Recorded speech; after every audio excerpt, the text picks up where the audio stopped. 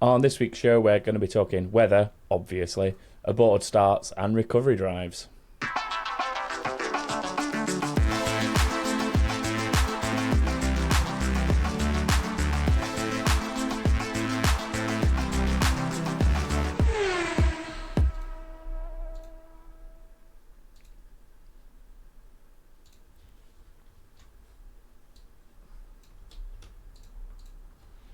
Hello and welcome to another episode of Back of the Grid. I'm your host this week, Tom, and I'm joined as always by Chris. Hello. And by Stu. Hello. So, both of you, this one, I think, is going to be something we're going to have to try and keep a little more organised than the race itself. Let's put it that way. It won't be difficult. No.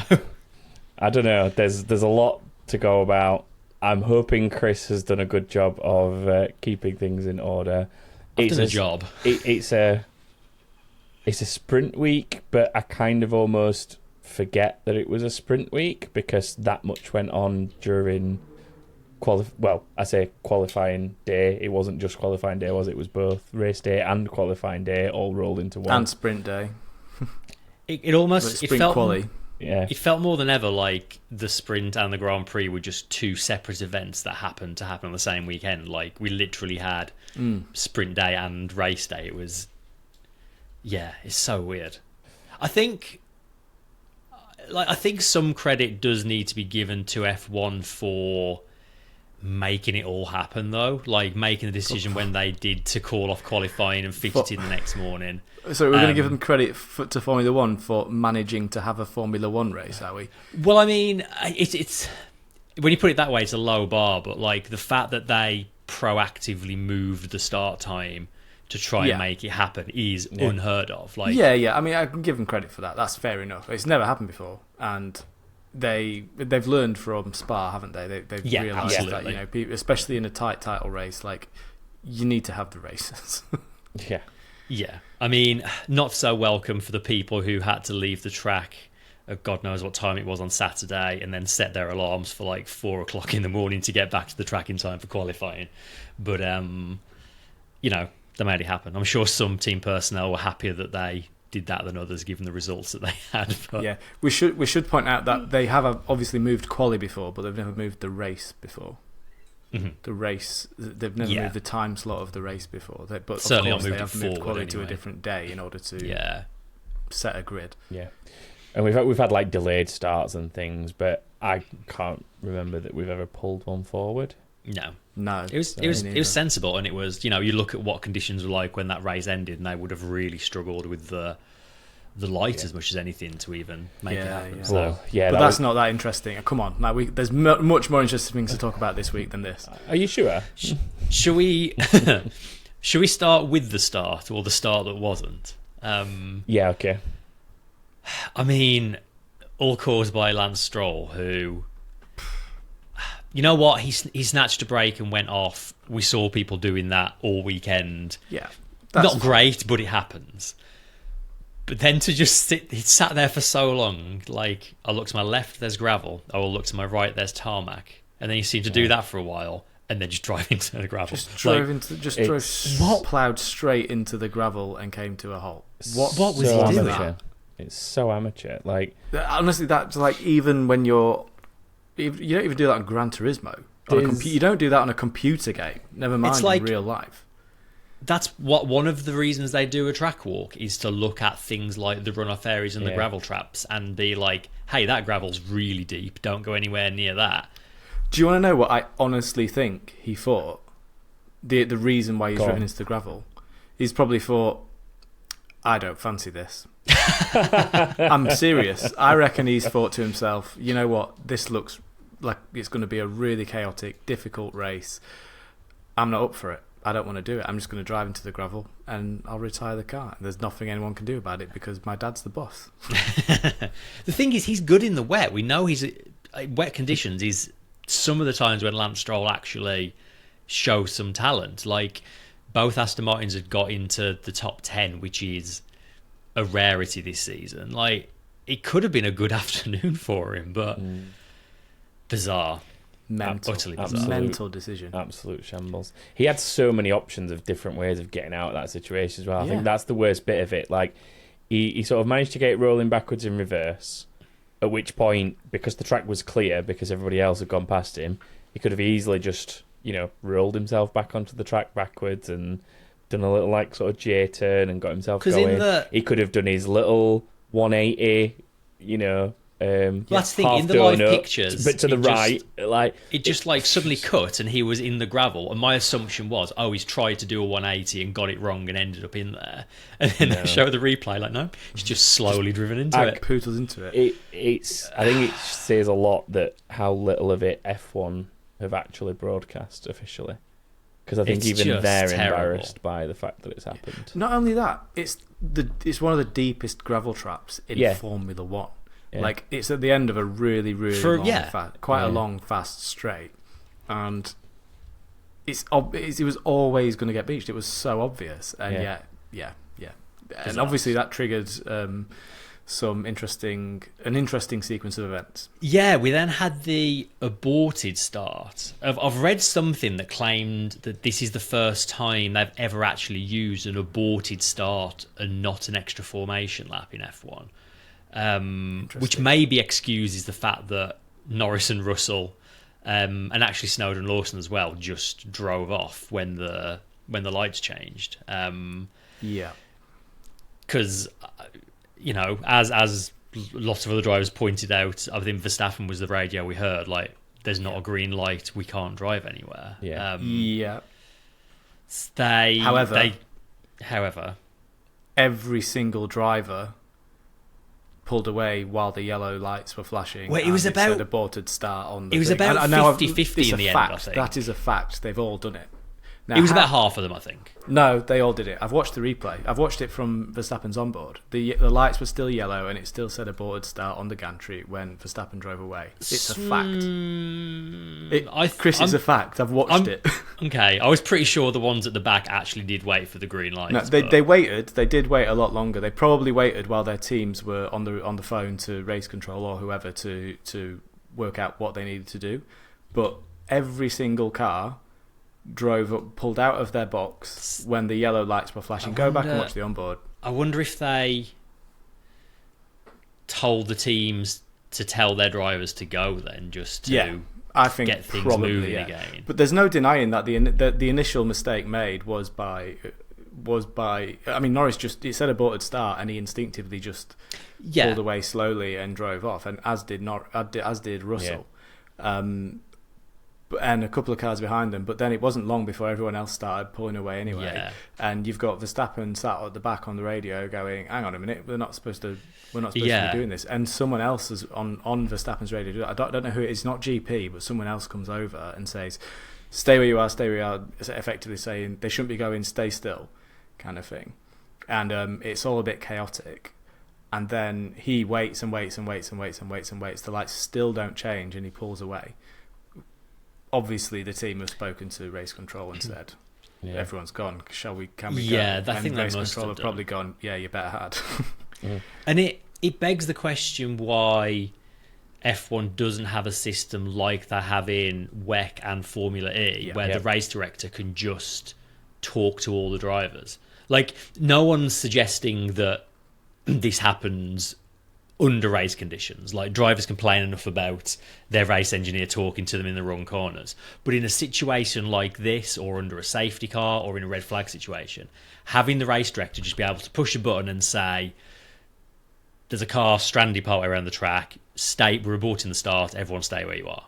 And none of this would happen. Like, it seems a weird thing that F1 doesn't have the ability for the race director to do that, but it also doesn't excuse the fact that people essentially drove onto a closed racetrack is effectively what happened, which surprises me that they got off as lightly as they did. So Norris and Russell got given fines and reprimands. Snowden and Lawson were investigated and they got cleared. Yeah, I think the reason they did the reason they've got away with it is because if they got anything more than that, then the team would be straight away saying, "Well, I've just said," well, every single car pulled out of their box while the yellow lights were illuminated, and it said aborted start on the gantry. So you can't come down too heavy on us.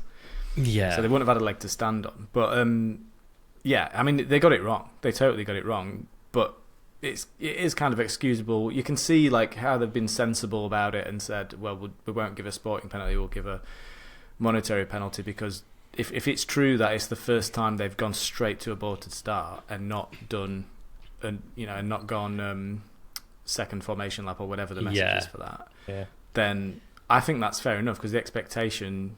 It's a very unusual situation. They've created a strange situation for themselves there.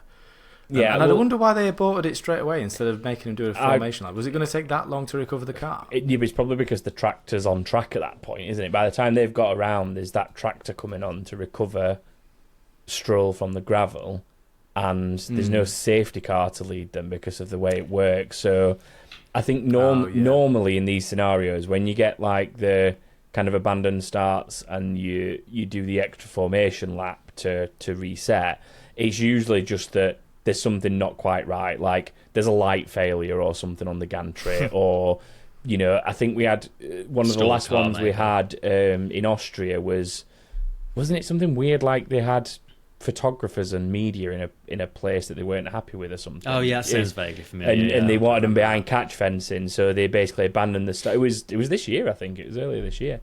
Was it an abandoned start though, or was it it was an extra formation lap. Extra formation. But so the reason I'm remembering this one specifically is because I went back to check what's different in the light formations, and the light formation in that scenario is basically the middle and two outer lights go red, and then the second and fourth light, as you'd call them, sort of then start flashing green. So it's red, green, red, green. Yeah, so it's like they go from all four red to three red and then two green flashing, and I think they were alternating. It's something very different to what we saw, basically. Yeah. And I think generally speaking, that's what your signal is for this start is being abandoned. And although I feel like abandoned start and aborted start, I feel like they're the wrong way around. Like, I don't know, an aborted start. What would you say is the difference between? An abandoned start would be they abandon it altogether. They don't get it. An aborted start would be effectively it feel like, as a notion, it feels like the same message as an extra formation lap, because we're aborting the start. Exactly, but here's the thing: aborting this start, and we're going to do it. They were probably expecting an extra formation lap message to follow immediately. Exactly, after. And I think that's the difference. I think if they could, whether it is somewhere deep in the regulations or not, but I think if you're going to have a slight difference, like, fair enough, it's a bit of an edge case. We've never really had this before, but I think that from here on in, you need a clear difference between an aborted start is this. That is, there will not be an extra formation lap. You will sit on the grid until told otherwise. An abandoned start, however, will be an immediate extra formation lap to reset the grid whilst whatever the problem is being resolved. Here's a light formation for aborted. Here's a light formation for abandoned. And then everybody knows what they're walking into. I think this kind of, although the eventuality was clearly there for them to just hit a button and that happen, we've not really been through that process before. And then that sort of comes full circle to what we were talking about at the time, Chris, that you've already mentioned, which is that system where race control can just play a message to every driver to say, this is what's happening. Like, I don't understand why we don't have that in F1 already. It's just it feels like a communication issue. It feels like 6 at one and half a dozen of the other. Yeah. Yes, there is a rule in place, and to be fair to Max Verstappen, he knew the rule, like he does. He knew the rule. As per usual. He's the one. He's the one trying to make, because basically what he's trying to do at that point is he's trying to get 16 cars or however many in front of him done with a penalty so that he's by proxy back on pole. That's ultimately what he's trying to do. Yeah, but it wouldn't be on pole because it'd be a lap down. Well, he would. Well, be on pole a lap down, but they'd obviously let him unlap himself, and they'd all get a penalty. I think the whole thing's daft. I think it should have been. It's a communication issue, and fair play to the drivers that waited. They did the right thing by waiting. Yeah. But also, I think there's definitely a massive communication issue there. Yeah. There's a simple fix, though, isn't there? I think we're identifying is exactly. Yeah, there's a simple fix. Right, we've kind of touched on Verstappen and his start from the back of the grid. Should we talk about just the whole journey for him at this point? I think it feels like a right time to bring it up. Yeah, I mean, obviously they were pretty upset after qualifying that he got knocked out in Q2 after the red flag timing. In the moment, I had some sympathy for Red Bull. Like, it did seem to take them a very long time to call that red flag, but in hindsight, was it Hulkenberg at the time that was off? Whoever it was that was off was actually he was kind of in motion trying to rejoin the track before it became apparent he wasn't able to. So I can sort of understand the delay to call a red flag from that point of view. And also double wave yellows were being waved at that corner for the whole time anyway, so he wouldn't have been able to post his lap anyway, regardless of when the red flag came out. The whole thing is just a kick up a fuss over nothing, as far as I'm concerned. And also at the point when if they had have called a red flag straight away, Verstappen had already been knocked out of the top 10 at that point anyway. Yeah, it was his 11th anyway. It's just one of those things. It was just unfortunate. And obviously with the engine penalty left him 17th. He was already 11th after like 3 corners. He was in the points by the start of lap 2.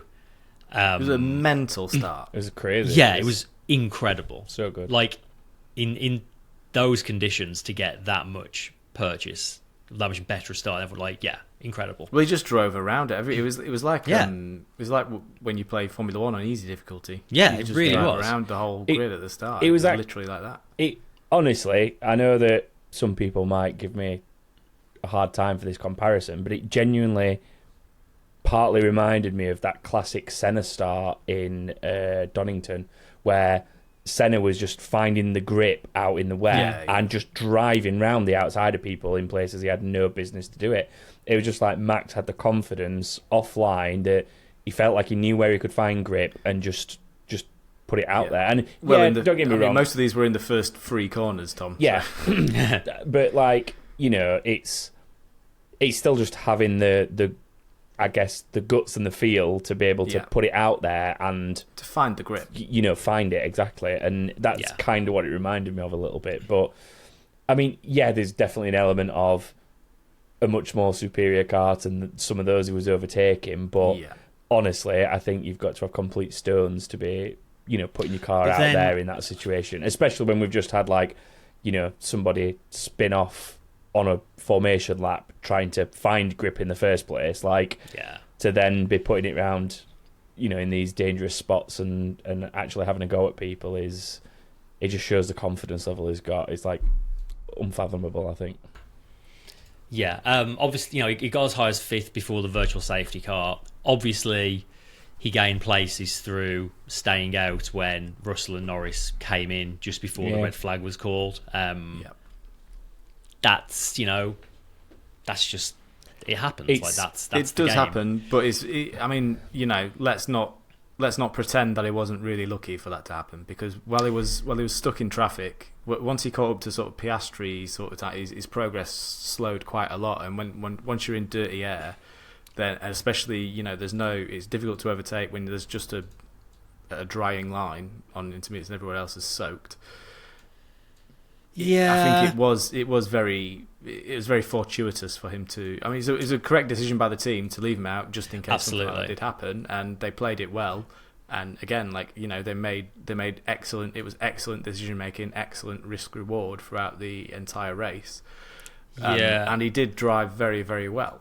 But I don't think his progress would. I don't think he would have been setting fastest laps on every single lap of the race if he'd not got to the front. I mean, no. I mean, to be fair, at the point the virtual safety car came out, he had passed Leclerc and Piastri. The next car ahead of him was Tsunoda. Obviously, that wasn't going to be a hard overtake. So at that point, he's in 4th, behind Ocon, Norris and Russell. So even without that look, I think he'd have been on the podium. I honestly think he'd still been in contention for the win, even without that lucky red flag time. I mean, you only have to look at what he managed to do once he got clean air, I think, to know what pace he actually had. this is it. I think like we never the frustrating thing is we never really got to see Norris's pace in free air, because as soon as he got ahead of Russell, the virtual safety car came out. Yeah. So we could have been. Yes, we can guarantee pretty much that he would have got up to second.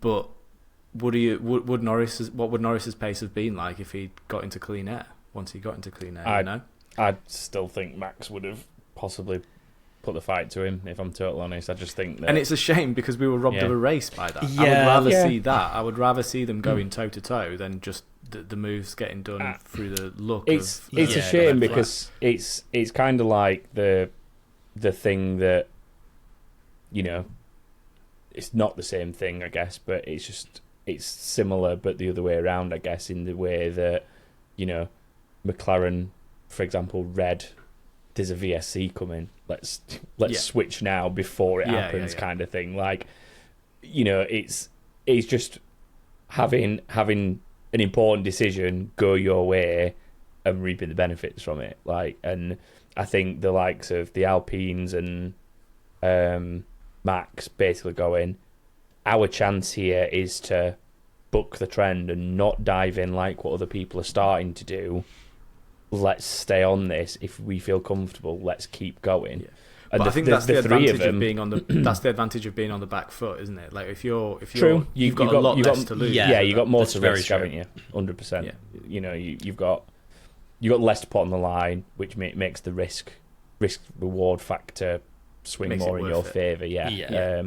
For sure. I do think McLaren made a mistake bringing Norris in with Russell, to be honest. Like, Norris had been behind Russell the entire first stint, clearly just wasn't able to overtake him. Like, the aero package Norris was running just didn't have the straight line speed. So to then just pit behind him and obviously then almost certainly come out still behind him, I'd have liked to see McLaren do like a... just pit opposite Russell. Except he did overtake him. Yeah, but only when the heavens opened and Russell was crawling at about 20 miles an hour. Yeah, with the speed differential there was weird. Like, they were both. But obviously, Russell made a mistake and he caught him because Russell made a mistake. But that wasn't McLaren thinking, if we pit now, it's going to start raining like crazy in 30 seconds' time, and then Norris is going to overtake Russell because the conditions are so bad. That was McLaren saying... Well, no, because no one's going to think that, though, are they? Exactly. That was McLaren saying, we'll just follow Russell in, which just felt like a bit of a... Yeah, but Norris was on the radio complaining about his tyres, though, at that point. Yeah. True, and I think that's where you come back to how good a drive this was for Verstappen, because Verstappen had kept his tyres going enough to be fine staying out at that point. Yeah. So, but he was in clean air for a lot of that. He'd done a lot of overtaking at that point. Well, after the red flag, he was more or less straight into the lead, Chris talked about when he just chose to stay out and stay on those tyres with the Alpines. Like, who did he overtake after the pit stop? After the red flag, he would have got a lot of cars, obviously, during the pit stops as well, wouldn't he? It was only Russell and Gasly, I think he gained. And I think Tsunoda pitted as well, so he gained Russell, Norris, and Tsunoda maybe because he started behind Ocon at the restart. Yeah. Anyway, that's by the way. Yeah. I mean, to be fair, the first restart he was sort of a good couple of seconds behind Ocon, not really making any inroads. Well, I will get to them in a minute, but Ocon on that first restart, Ocon was unbelievable. But the second restart, it was a pretty tasty dive up the inside to take him. I think it's similar. Ocon, I think, and Piastri both said the same, that they didn't really even think that kind of move up the inside was what Verstappen would even try in those conditions, and he just did. And made it stick. Like as soon I think it was one of those drives where it's just one of those do or die. There was a lot of do or die sort of driving, I think, from Verstappen because he had to. Like he needed a really good result. This might be his last chance at a really, really good result this season, especially given the conditions. Like this was his opportunity to buck the trend and be the difference, and he put all of his skills on the table, and he was the difference. He made the difference, I think. Yeah. And that's the crazy thing this weekend. Like after the sprint, which is obviously a McLaren 1-2, Verstappen finished, was it 5th or 6th? I think he ended up in the sprint or something. Like it really started to look like this gap is actually going to come down. If McLaren can repeat this tomorrow, this gap is going to start getting real small. Verstappen starting 17th on the grid. At one point, it looked like the gap was going to be less than 30 points going into the next race. And then end of the day, Sunday, it's over. Yeah. So as good as. Was it 62 at the minute? 62 points, 86 remain. Yeah, it's done. So it's done. It's over. Yeah, failing some catastrophic DNF in Vegas and maybe Qatar and Abu Dhabi.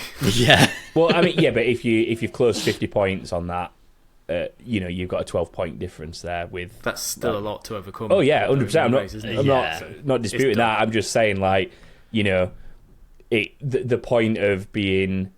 Well, if you finish this many places ahead of him and like there's a chance, he's kind of gone now. You were already at the mercy of he has to finish a certain position behind me. Like you couldn't like come home 1-2 every race and it be in your hands. Like you're already at the mercy of his results. If you're in Norris's shoes, now you're at the mercy of him actually having to DNF and not finish a race, or at least finishing outside the points. You're not closing 62 points in 3 races on anyone. No. Not like I say, not without complete failures or finishes outside the points. Exactly. Races. And come on, when have you ever seen Red Bull's been? Yeah, when have you ever seen that kind of performance from the Red Bull? Consecutive races, at least, unless it's driven by Perez. Maybe Perez will find a second win at the end of the season and just absolutely dominate Verstappen and just ruin his life. But no, I don't see that happening either. Go on, Chris. I'm going to say we should mention as well that 10 of Verstappen's last 11 laps of the race were good enough for fastest lap. No one else came because within he was second of his fastest lap. Because he was in clean air. Yeah. There were other cars on that. To look after his tyres a lot better. And I'm not letting you downplay that. I'm not downplaying it, but clean air in these conditions, visibility, everything. There were huge plenty advantage. of other cars with clean air though. Like I was strung out by then. Like Norris how many mistakes did we see Norris make in the closing stages of that race? He's everyone. There's so many mistakes made. And he was off track at least twice from making mistakes alongside Russell when he was driving with Russell. So then again at that point I think he was just desperate to get anything out of the race. What we talked about it, didn't we, at the time, like just overdriving it, just because he'd reached that point. Like desperation's maybe the wrong word for it, but he knew it was kind of all or nothing. So Verstappen's best win, some people have said. I think he himself said it might be his best win. I mean, I think it's definitely up there when you think about how far, like when you think about, say, drives that people have had that are up there, weirdly, another one of them is a similar drive for Hamilton here, where he came back through the field after, was it engine penalties, I think, for Hamilton that year?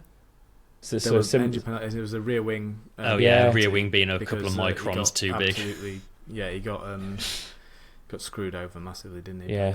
So, and it also reminded me of Hamilton at Silverstone, like, what was it, 2008, when like everyone else was going off track and he just like went ahead and won by a minute.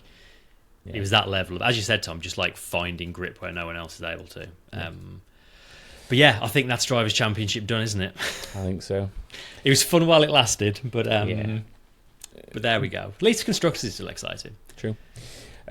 We talked a little bit about Alpine and all that, so I think we deserve to talk about them next, seeing as they were the other two guys on the podium and had an absolutely awesome finish to the... Well, I mean, an awesome race overall. I was going to say an awesome finish, but to be fair, throughout, I think both of them in them conditions were just on it, weren't they, really, between the pair of them? Yeah, they were. I mean, they were in... I think it shows you how difficult it is to follow at this circuit in these conditions, the fact that those two were able to hold on to those positions. I did expect them to fall back in those closing stages. I think the fact that no one was able to overtake them and they were able to hold on as long as they did to the end, then that shows you the difficulty around overtaking. When there's no DRS, remember, either in these conditions. I think that was a big factor in a lot of this as well. Yeah, but again, like neither of them made mistakes when a lot of people did. Like that goes a long way in these conditions. Yeah.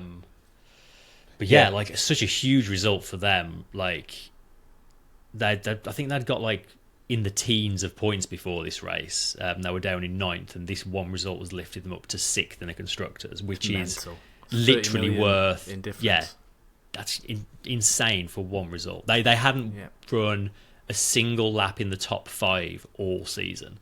And all of a sudden they pop up with a double podium. Crazy. It's such an Alpine they deserve thing it. to do. They're working hard. Definitely. It's been a tough year for Alpine. It's nice to see a team like that on the podium. Do you want some niche stats? I'll have a niche stat. First double podium for Alpine as a brand ever. The first for Team Enstone, which goes back through the Renault and etc. days since Raikkonen and Grosjean in 2013. Wow. And the first time there's been 2 French drivers on the podium since Alesi and Panis in 1997. Crazy. There's another for you. funny stat regarding this, if you want one, which is that Ocon's now led more laps this season than Perez. If you want that one thrown out there. Oh dear. Has Perez led any laps this season? One, I think. I think what I saw was Ocon had the lead this weekend for 15, and Perez has got 1 all season, I think. Is a stat I saw. It was somewhere on Twitter or something. I saw it, I think. Grim. But yeah. Or X, whatever it is now. Yeah. Right. Quick word on Mercedes. They were running pretty different specs on the 2 cars this weekend, and boy did it show. Russell was really good. Second on the grid. Led at the start. Probably would have had a podium if not for the red flag timing, I think. Yeah. Good drive from him. Finished 4th in the end. Well, would have quite probably won the race if the team had listened to him, I would say. Did he not want to pit? Russell was not. Oh yes, when they red flagged, he was very upset, wasn't he? Yeah, he'd already said that he'd wanted to stay out, and the team were like basically saying, "No, come box. We think you need to." Essentially, sounds like a bit of the old Mercedes strategy computer says box syndrome, doesn't it? It definitely was. I think they maybe caught themselves listening too much to what Norris was saying on the radio, and listening to Norris saying, "I think I want to stop," and then them saying, "We will stop you, but we're going to wait until we can get you a gap because so and so's pitted and has come out in traffic and it's hard, but we will pit you." They were too busy listening to that and basically decided, when the McLaren comes, we're coming to cover it, and had no regard for what Russell wanted in that scenario. And at the time, though, it was the right time to pit. The drivers are complaining about tyres. You can't foresee a safety. You can't. You can't. You don't have clairvoyance. You don't know that a red flag and a safety car is coming. But I think if your driver is adamant that they're okay on a tyre, you sometimes have to put the trust in the driver. They're the one on track. They're the one in the car. Like, it's a little bit different when you can sort of actively see tyre wear and stint lengths for dry tyres. I think you can lean a little bit more into predictions and all that kind of stuff that they have for for charting pit strategies and stuff like that. But I think when it comes to those conditions, you've got to go with what the driver is saying to you and what the driver feels like.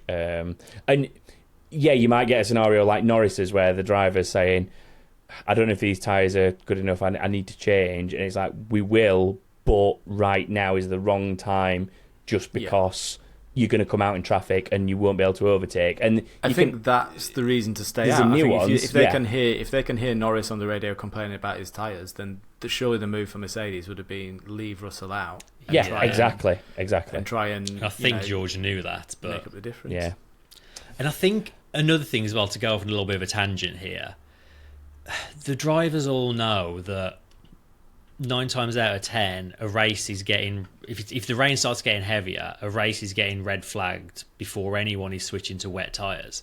And I honestly think Colapinto's crash is a direct result of the Pirelli wet tyres being useless and them having to red flag in heavy rain. Because all anybody ever does when the heavy rain comes down, no one goes in for the wet tyres that they probably need to be on.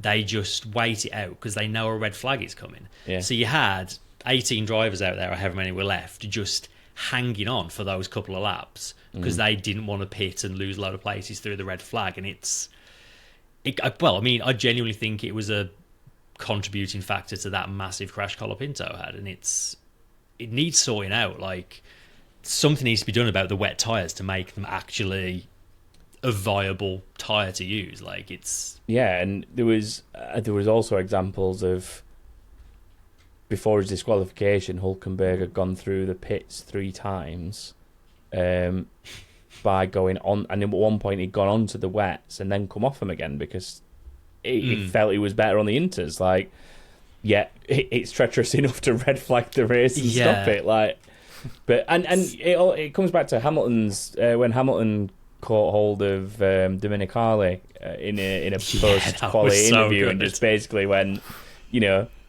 get us some tyre warmers, get us some blankets on and get some better wet tyres, and we can go out there and do something. Just doorstepped him on live TV. It wasn't post-quali, was it? It was after they'd cancelled quali on Saturday. During what should have been. Yeah. But there's a point to be made there, isn't there? Like,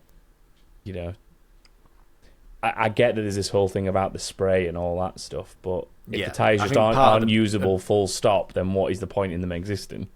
Yeah. Well, that's the thing.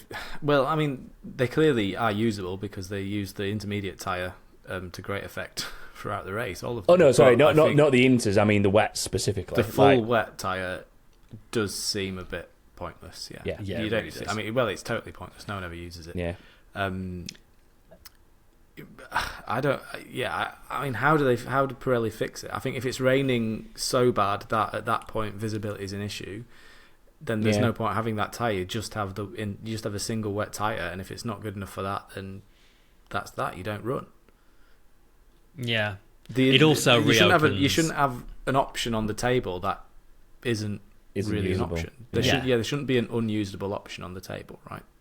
Yeah. It also reopens the question of should you be able to change tyres under the red flag, but we've beaten that to death over the years. I don't think we need to. It literally happens every year. Every time it happens, doesn't it? Like someone always benefits. Someone. Lando himself said it. Like every time it happens, somebody benefits, somebody suffers, and the team that suffers or the driver that suffers will always say, "Oh, we shouldn't be able to do this," and the driver that benefits will always say, "Well, it was fine." And then next time roles are reversed and opinions are reversed, and it will be the argument till the death of it. It's not about who it benefits, who it doesn't benefit, and the biggest losers are the fans because you don't get to see proper racing. That's who misses out the most. Like by getting rid of this rule, we'll be able to see actual proper racing happen, not free passes be given by luck. You basically winning the lottery in the middle of a Formula 1 race. It's no good. You should be earning these positions on merit. You shouldn't be able to just get a free pit stop. The annoying thing about it though is that the whole reason that the rule is the way it is, to my knowledge, and I might not be 100% right on this, but to my knowledge, the reason the rule is the way it is because there was this whole thing of if there's been a crash and an incident and anyone's picked up carbon fibre and damaged the tyre, there's like a safety ground of changing the tyres for fresh ones. But I think that maybe you need to make some sort of caveat on that where you're not allowed to change tyres unless you can summon an FIA delegate to the car to show... person. Yeah, or a Pirelli person, whichever, to basically show, look, this tyre has been damaged in some way. This tyre is dangerous, And granted, some teams might be on really old tyres that are on the edge of falling off the traditional cliff, as we used to call it, and Pirelli or FIA sign off and go, well, yeah, to be fair, that tyre is at the end of its life, take it off and put on a new one. And it might not be because of some carbon fibre that's been picked up, but and they kind of get away with one, but I think that maybe you should have to have that intervention, and then you've got the middle ground there where if something is unsafe, it's fixable, but if it's not. It's no. You've just stayed out a few extra laps. Here's the solution: you take the time that you take the timesheet at the calling of the red flag or the safety car, whatever precedes the stoppage of the race. I guess you'd probably have to go at the time of the incident, the gap between all of the cars, and if you change tyres, however long the average pit stop is at that particular circuit, you just move the car back that distance in time. Yeah. And then that way, they don't get the free pit stop. They change their tyres. Whether their tyre is safe or not doesn't matter. They've got the option of changing tyres, but they're still penalised for having the pit stop. And those that don't change their tyres don't lose out. Those that do change tyres don't gain an inordinate amount on the people. On the people who don't change tyres. Or you could simplify it even more and treat it like a pit stop under safety car conditions, and you can change whatever you want, but you go to the back of the queue. Yeah. And if lots of people touch their cars, you just go to the back of the queue in the order that you were in. And it may be that everybody decides to change tyres and I stay in the same order.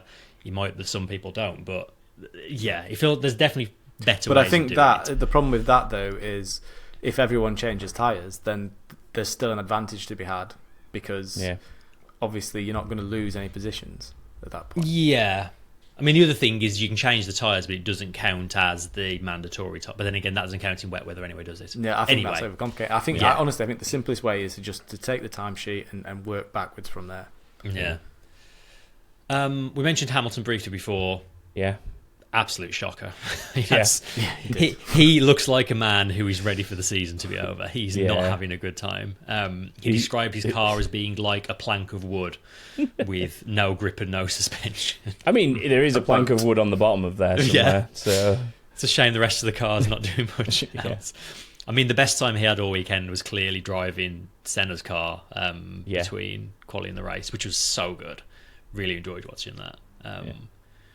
Interesting, I noticed that they'd taken all the McLaren branding off the car and Hamilton was driving in a completely blank race suit. There must have been some weird agreement between Mercedes and McLaren and the Senna family or whatever to make that happen. But very cool to see. Interesting little side fact for you. That car was the precise one that Senna crashed in with Prost in Japan. Oh, is it that one? It was that exact chassis, that exact tub. Because apparently, according to, I think it was Ted Kravitz that I learned this from, but according to, I think it was him, there's a patch down the side of it where you can see the original repair work that was done. Oh, that's nice. Cool. It was quite magical seeing sort of the Brazilian flag being waved as he drove around the track like that, and like some of the camera angles almost like matched. Those amazing. I saw one photographer had got a shot from like the exact same angle that there was a Senna photo as well. Like cool. very cool. Yeah. Next thing. Yeah, should we recap the? I mean, I'll let you rattle through it at your own pace, Chris. But I think we should probably just like kind of summarise the rest. Yeah, rattle through a few more. I mean, McLaren, they nailed the sprint race. I personally think they made slightly hard work of swapping the drivers around and almost looked very silly when there was the VSC towards the end, but even so, they absolutely nailed it. What about, speaking of safety car, Verstappen's penalty? Was it fair? Yeah.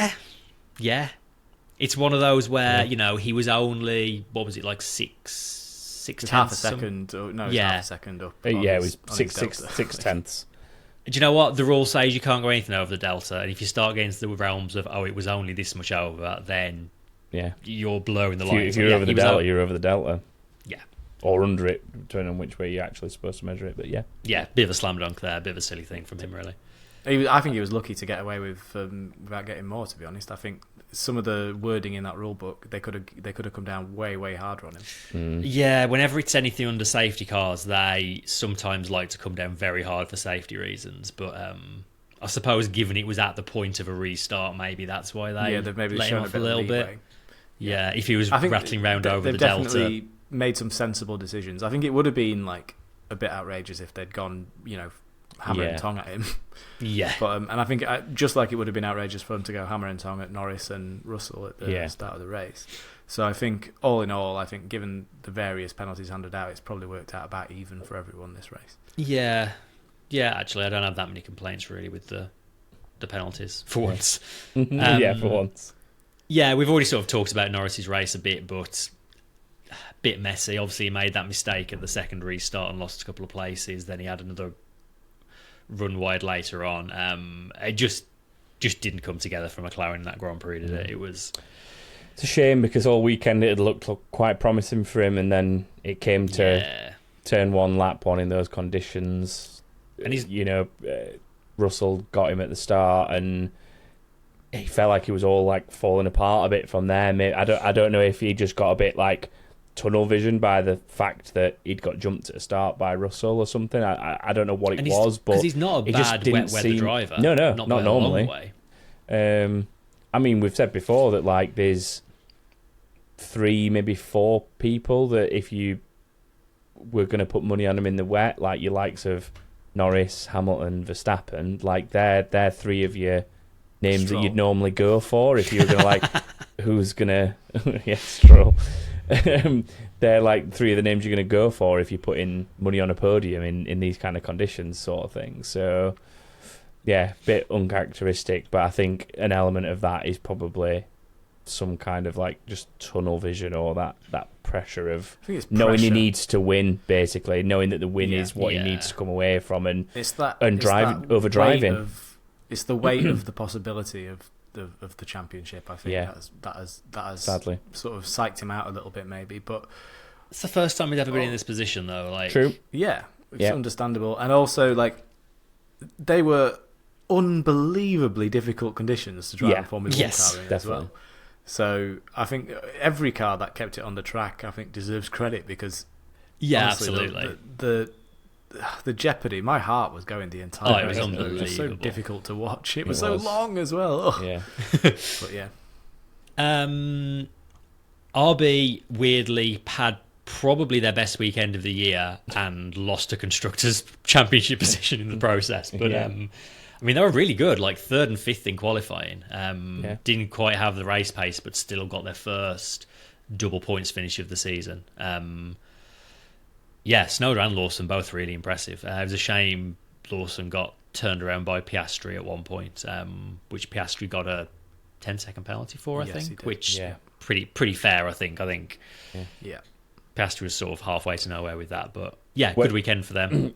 I mean, he knew, on that note, Piastri knew that he'd done a bad one because as soon as they got out the cars during the red flag, he literally went straight to Liam Lawson and found him and was just like, I'm really sorry, mate. It was a bit ambitious coming from so far behind into turn 1, but that's what it is. Ferrari, pretty miserable. They seemed to struggle in general all weekend, despite coming off back-to-back wins. I mean, Sainz had qualifying and race crashes. It was pretty terrible time all round for Sainz. Leclerc did a decent job. 6th on the grid. He ended up finishing 5th. He was about the only person to actually put up any kind of defence against Verstappen. Weirdly, though, Ferrari pitted Leclerc under green flag conditions after only 24 laps at the start of the race. Yeah, he was the very first person. The only other person to pit that early was Hulkenberg, but that's after he had his an off, I think. Weird choice in them pitting that early.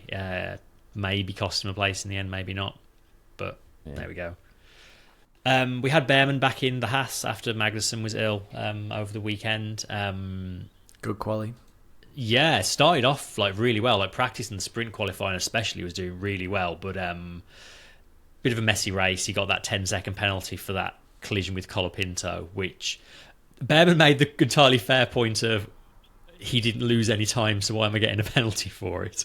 But at the same time, he did just drive into the back of another car, so I suppose that still needs to be penalised. Yeah, it's back to the incident or the outcome. No, it's definitely they did the right thing. It was a weird one though, I think, because I've not gone back and studied it enough, so this is just purely like conjecture or whatever you want to call it. But I feel like I'd at least like to go back and see, was Colapinto slower than he'd have expected going into that corner for any reason? Because I think that surely the stewards have looked at that and deemed, no, he wasn't. and Behrman was pushing it too much. Yeah, and they I got think, the telemetry. Like they yeah, wouldn't have like they given a must penalty. have looked at that to decide that that's a penalty. But it was one of those just in the moment. Felt like he clearly felt like he had some grip and could, get a bit of pace out the apex, and Colapinto didn't and got a little bit eager. But because it felt harsh in the moment, but I've not seen the telemetry. I'm not Christian Horner. I don't bring it to. I think bring if it you're to the the show.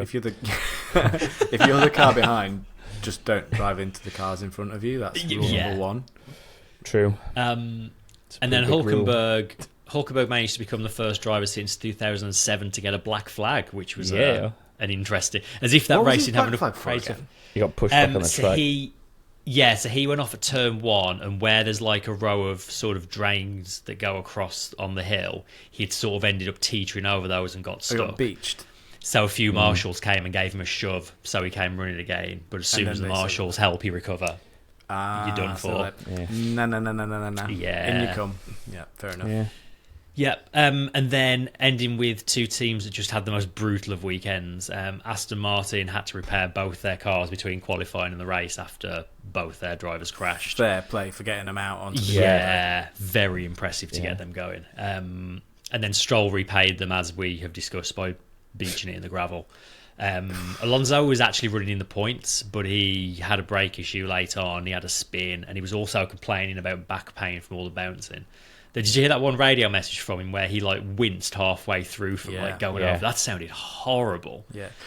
Just on Stroll, I think we should make a point of just how outrageous it was that he did drive just straight up onto the gravel after the mechanics had put all that effort in to get that car on the grid. I think that's why he exploded the way that I did in our little group chat in the moment, and I was like, why is this guy still got to drive? What is going on here? I can't believe he's chosen to put that in the gravel, blah, blah. And I was like, just ranting, because I was sort of feeling it for the guys back in the garage who for the mechanics absolutely slogged to put that car back together to get him on there. It's outrageous. And look, the mistake happens. The mistake is the mistake, but if it's a mistake. The mistake of going off the track during that formation lap, it happens. We saw countless people leave the track. He was lucky enough to not make contact with a barrier and still be on tarmac. Yeah. He could have got out of that in so many ways. We talked about it earlier, and to basically have that much of a just disregard for what that team have just done to get him on the grid in the first place, that he's going to go, let's stick it to the gravel. That really frustrated me in the moment. I should point out, I don't doubt that it was a mistake that he made to go off track. I think that was a mistake. That was a genuine mistake. But I think once he made that mistake, he was like, sod this. And it looked that way. The body language of the car is almost bizarre. It doesn't even go that quickly. It doesn't look like he's trying to get back onto the track. He's directly into the gravel on purpose. Has he done deepest point? Has he done any media since, by the way? Because I've not actually seen anything of him. The only thing I saw was explaining how it happened. He was talking about the way the brake snatched in the initial off. He said, I saw him talk about how weird that was, and I need to look into it, but he didn't even discuss what happened after that. The brake snatched because it's very wet and you push the brake pedal too hard. The atmosphere in that garage must be horrible. Terrible, though. Week in, week out, they turn up to prepare that car. They turn up at the track at 4 a.m. for this race, and they just get nothing for their efforts. It's great. I've got a favourite Formula One meme that involves Lance Stroll. There, which one? There's a shot there, Stroll's in the media pen, and Ocon sort of taps him on the shoulder, turns around, and he pulls a face to him, just a fun, daft, silly face, and the interviewer says, "Oh, what was that? What was that?" Lance Stroll just goes, "We're friends." And that's it. That's the whole movie. And it just makes me laugh. It was just so defensive. Bizarre. Did you also hear the crowd chanting Drogovic's name? Well, I've not, but I've heard about it. Scenes, absolute savage. The only clips I've seen from the stands have got the Oh, I forgot what it's called now. The old comedy show music over the top of it. Curb Your the Benny Hill Enthusiasm. theme. No, the Oh, one, right, the yeah, ones that yeah. I've heard have got all the Curb Your Enthusiasm over the top of it. So. Oh dear. We'll finish with See, Williams. you know exactly what tune I'm talking about. Yeah. So you can just imagine him hitting the gravel and then just that. Playing it in your head. Right, we'll do Williams, Yeah. who had an even worse time. 3 enormous crashes across the weekend, 2 in qualifying. Albon, he was done for the weekend on the spot. Real nasty one. Yeah, it looked like it. From what I've heard, he's okay. I was worried he might be, because if he had hurt his wrist, he might have been out for a while with only 3 races to go. Yeah. But touch wood, from what I've heard, he's okay. But yeah, I only managed to get one of the cars into the race, and then as we discussed, Colapinto had that other massive one which caused a red flag. James Vell said that just getting enough spare parts ready for Vegas is going to be like a ton of work for the team. Like they're really up against it. Like the money that must have cost them as well within the budget cap is. I can completely understand why Albon's car was never making the grid, because he took all 4 corners and the gearbox off it. Like it was, was a mess, that car. They must have just had to look at both cars and say which are we most likely to get ready in time at that point, because there was zero chance of them doing both.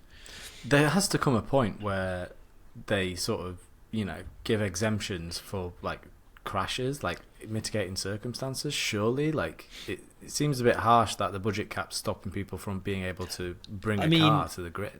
It's possible it will reach a point where they have to say to the FIA, we can either break the budget cap or not participate in Abu Dhabi. Like that's the choice we're left with. Like what's the greater punishment? Like, because there's a pretty hefty punishment for not showing up. Like a really serious punishment. And it's a really bad look for the sport to have a team missing from the grid as well. So they're not going to want that. So it's an interesting situation that I think is going to turn up sooner or later. Yeah, very rough one. Right. Yeah, shall we do some awards? I think we should start with driver of the day, first and foremost, as we usually do. I mean, alluding to what you said earlier, Stu, an honourable mention for everyone who managed to make an end of that race, because damn, that was hard conditions. I think mine's Ocon. It's between the top 2 for me, I think.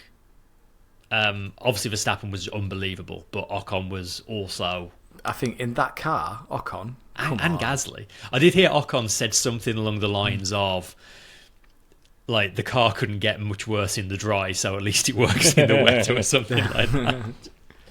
I think to finish on a podium in that car, in those conditions, Esteban Ocon has to be the driver of the day. And Gasly. I mean, Gasly from 13th on the grid, I think he was as well. Like, Gasly even better. Yeah.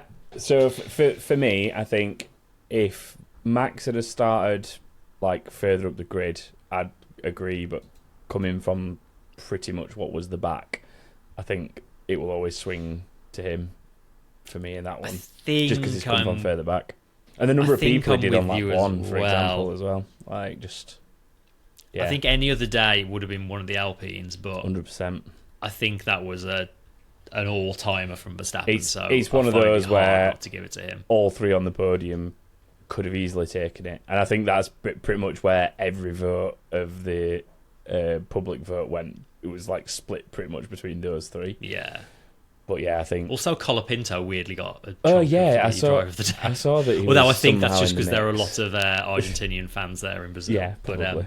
But it's our award. We can give it to all 3 of the podium guys if we want. If we want to just break I think our we own should system. give it to all. I'm happy. Yeah, I'm happy with that for the podiums. Right, move of the day. Any candidates from either of you? Norris overtaking Russell at about 30 miles an hour. Verstappen on everyone on lap 1. Well, in the first 3 corners, it has to be Verstappen. Yeah. I mean, his moves on Piastri and Ocon were both impressive. Sort of throwing it down the inside in those conditions. Yeah. I mean, his start he's a pretty good candidate actually. Yeah, for me, it's easily Verstappen's start. He overtook. I can go with that. 6 cars. Yeah, I think more than happy for his start to win the thing. I think they were, for me, bit of a mention for the the Lawson versus Perez through the S. That was good, yeah. That was some very good racing. And I can't believe that they were like about to look at that as though something had gone on. It was like, well, no, hang on a minute. Like, he was just very fairly alongside and needed to be given space. It was just good racing, yeah.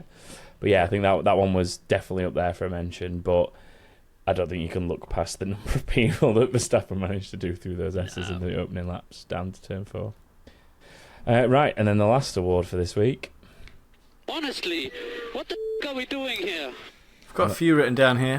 Yeah. Shall I rattle through them really quick? Choice. I've put both most of these in. Obviously, Stroll just straight up driving into the deepest gravel trap in Formula 1, I think, is a bit of a ridiculous one.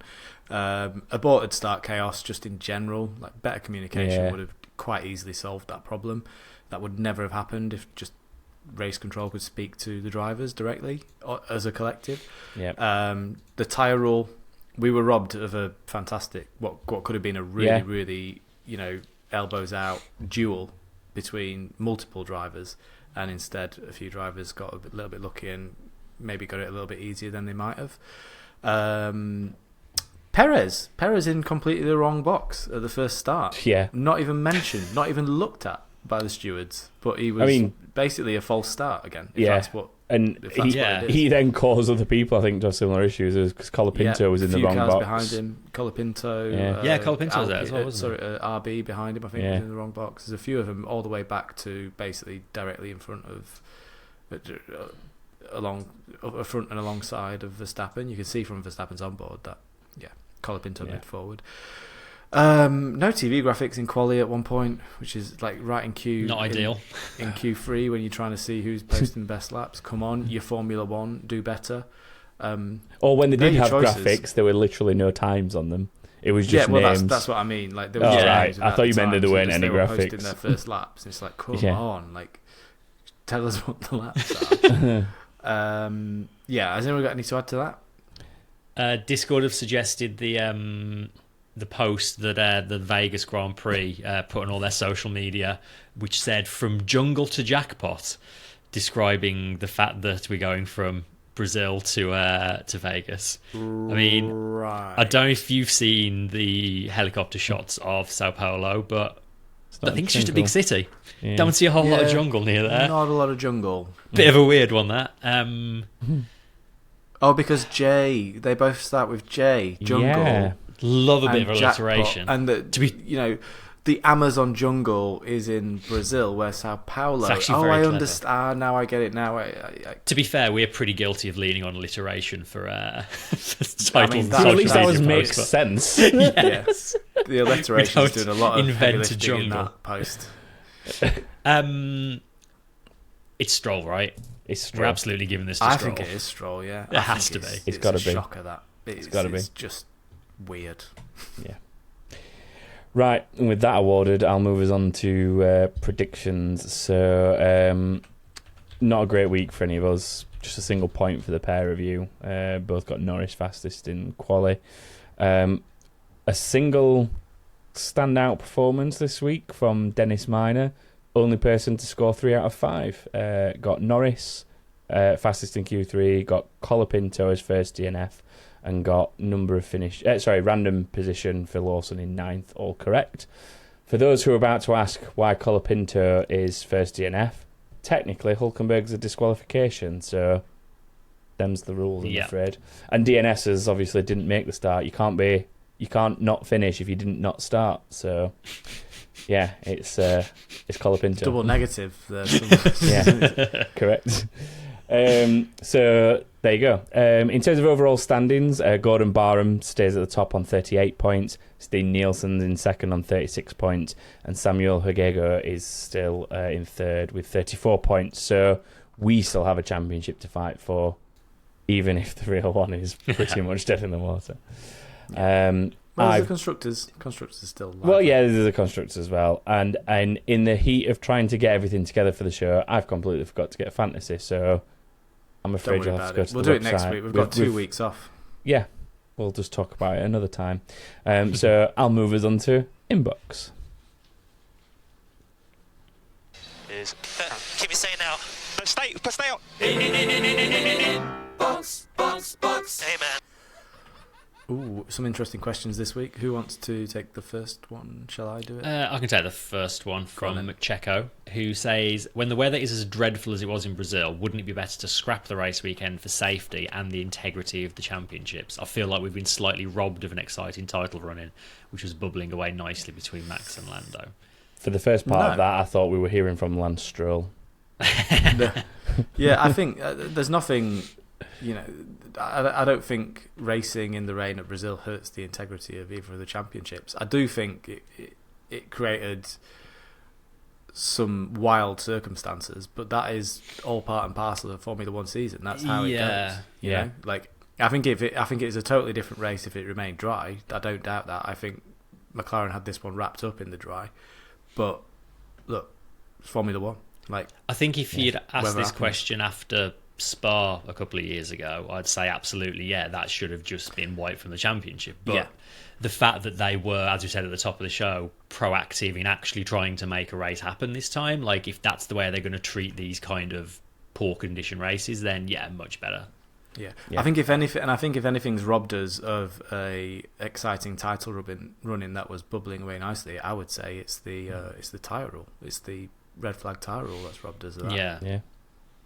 Also, Brazil is usually one of the most exciting races of the season, and as much as the wet weather added chaos, I would love to have seen a proper, dry, flat-out race at this track with these cars, but there we go. But look, you never know.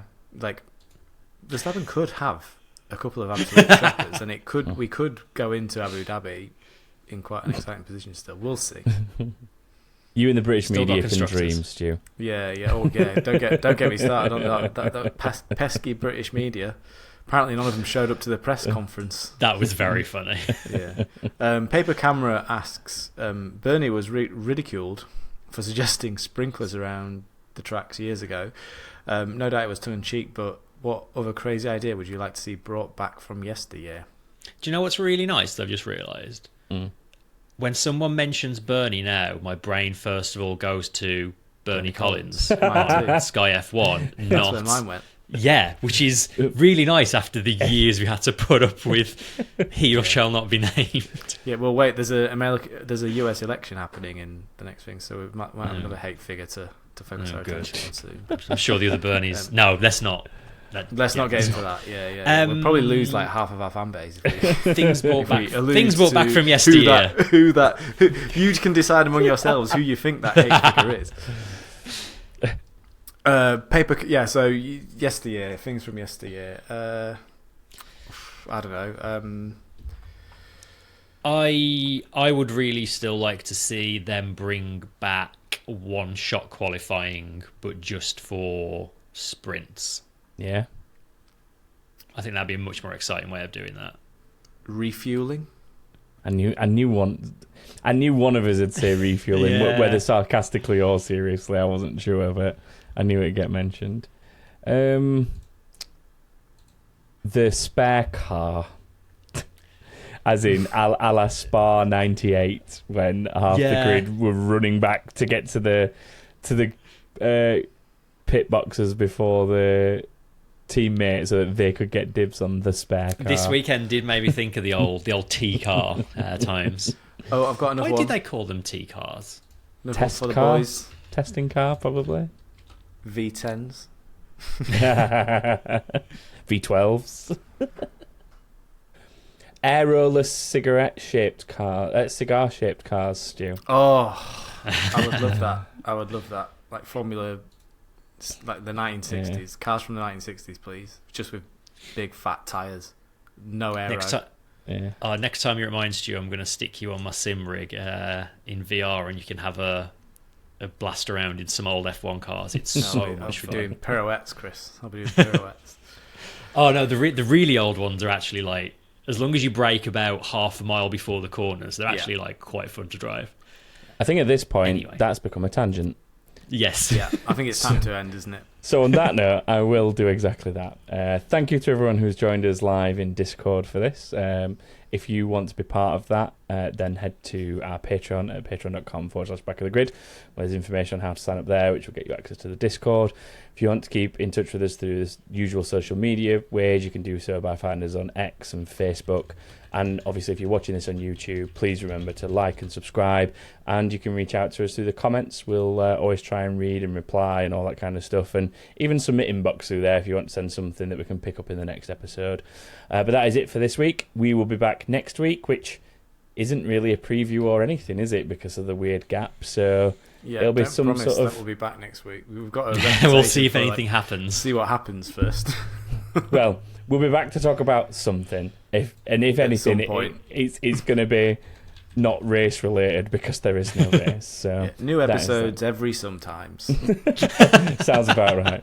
On that note, it's goodbye. So bye everyone. Bye. Bye.